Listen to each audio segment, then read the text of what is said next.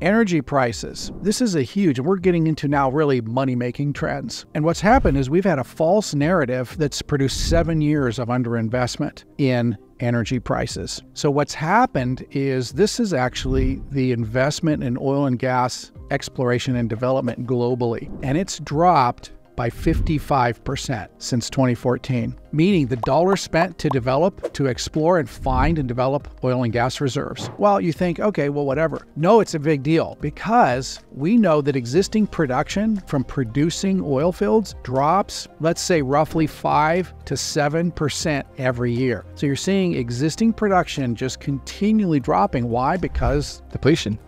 You have to maintain, you have to be investing billions and billions of dollars every year just to keep supply flat. And if you don't, it doesn't happen. And what happened is basically the narrative came out that we were post-fossil fuels. The world was post-fossil fuels, which again, as a data guy and as a math guy, that is silly. It's really beyond silly. There's no math to support it. We are not post-fossil fuels by any means, and we're not going to be anytime soon in spite of what some of the ideologues are saying. And I appreciate the need to get off fossil fuels. We've been seeing huge decline in inventories, and right now in Cushing, Oklahoma, they're at the tank bottoms. It's exactly what I've been saying is going to happen. And what's happening is because the oil fields haven't been developed, you can't just develop them in a day. It just takes years and years and years to develop an oil field. So it doesn't matter if oil prices go to $140 a barrel or $150 a barrel. We're not going to see an increase in the supply of oil. We might from marginal production in Saudi Arabia or Russia, but not from actual production existing fields. We're seeing a huge problem in global inventories right now, a huge decline in global inventories that's causing the current price spike. I was just reading from the EIA, they just announced we're going to see a 25% decline in fossil fuel demand by 2030. That's 7 years from now. 25% less oil and gas used. That is absolutely false. There is no way that's happening. This is from JP Morgan. He's predicting a 7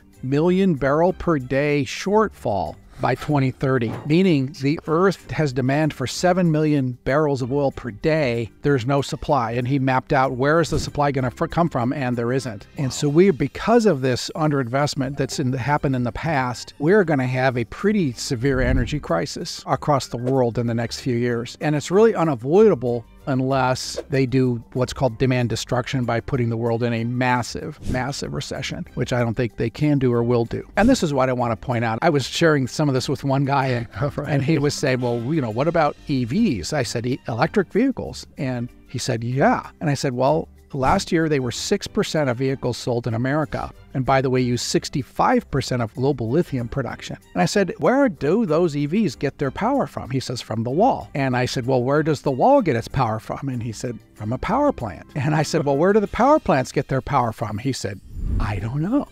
And I said, from coal and natural gas. And he was like, what? Why don't they tell us this? So here is the facts. Right now, as we sit, all fuels, 83% are carbon-based today, 17% non-carbon, wind, hydro, nuclear, solar, etc.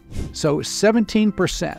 This is after 50 years since we started going renewable from the 70s. That just goes to show you we're a very long ways. Anybody who thinks this is going to suddenly drop in the next 7 years is ridiculous. It's simply not going to happen. This is a massive, massive ship moving in one direction. It's simply not going to reverse tomorrow. They can't support what they're doing with data. While we want to be green, the green revolution is simply not ready yet to take all the energy. And as they said, we need 40 times the lithium, 40x more lithium just to meet the goals by 2040. 40 times more lithium than we have today. Well, where do we get the lithium? It takes decades to build a mine.